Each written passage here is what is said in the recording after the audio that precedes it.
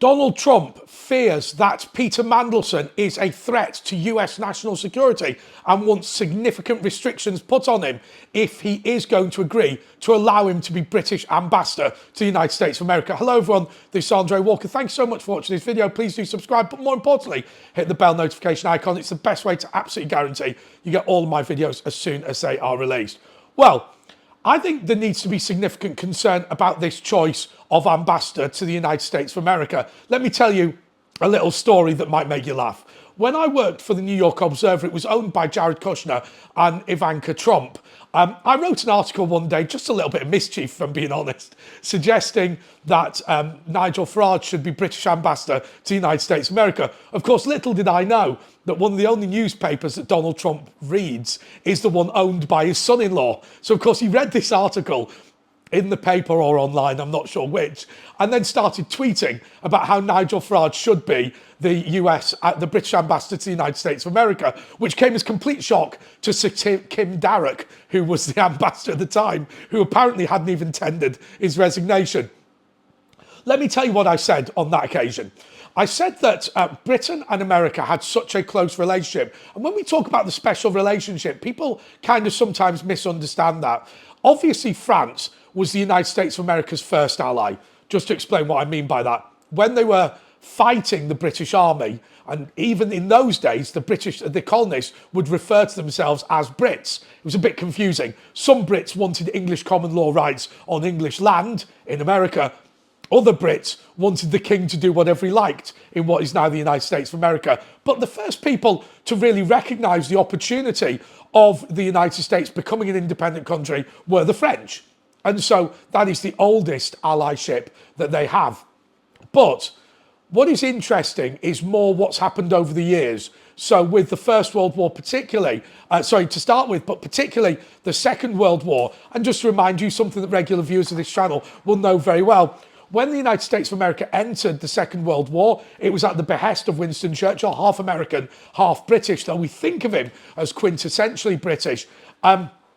He effectively said, look, we need the industrial complex of the United States of America to make all this equipment that we've invented. We've got all this spy kit, we've got all this radar, we've got all these vehicles, we've got all these planes all designed. We just can't make them because we're a tiny island and we run out of resources. But by handing over all of that kit, the United States of America became a superpower, but more importantly, was bequeathed the power from a previous superpower, the only superpower in the world to ever hand over its status voluntarily to an ally, something that I think's extremely important.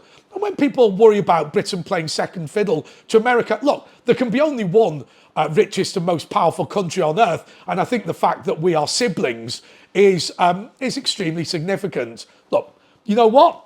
It's best to be Elon Musk, but I suspect being his brother or sister is probably quite good as well. Anyway, that special relationship is so important to us because we have bet our future, partially economically, but certainly militarily and certainly diplomatically, on the United States of America being hugely successful. And what has happened in more recent years, as you all will know, is that we have had this global Anglosphere movement. Now, you might want to call it Brexiteers, you might want to call it Make America Great. Any of those things are appropriate. But it's all about working together as a team and looking beyond our national boundaries to look much more at our culture, our history, our heritage, and our desire to push forward property rights, freedom, democracy, rule of law, all of those things that places like China and the European Union oppose. Anyway, the choice of ambassador from the United Kingdom to the United States of America is hugely important. Less so the other way round. And I'll tell you the reason it's less so the other way round. Simply because Brits spend so much time in America, it's kind of not quite as important. But the British representative in America is hugely important. And so what we have to say is this. Who do we pick who's a credible figure? I think increasingly the United States of America is looking for a political figure to come over. As you may or may not know, all ambassadors from the United States of America are political appointments. The diplomats are not, but to be an ambassador, you're normally a political appointment. And so we look at what we've got now, this idea of Peter Mandelson. Well, Donald Trump is minded to say no to Peter Mandelson as ambassador, and I'll tell you why. in the mind of Keir Starmer, it's not a bad choice, and that's fair. He was trade member of the European Commission and actually did it quite well in the area that the United Kingdom was most interested in. So he's a pro-European, but he actually did quite a good job. He is a credible figure, having been associated with both Blair and Brown, particularly Blair, it has to be said, and Blair was the Prime Minister at the time of September the 11th. But here is the critical point. There are concerns now about Britain interfering in the US presidential election. We don't think of it in those terms, but sending 100 Labour activists, senior Labour managers over to help in America, has gone down incredibly badly. And similarly, having somebody like Peter Mandelson, who whilst a credible figure and a political figure, which I think is useful, is also somebody who instinctively wants the free trade deal with the United States of America to fail. Somebody who instinctively wants Britain to rejoin the European Union. Somebody who believes in European democracy.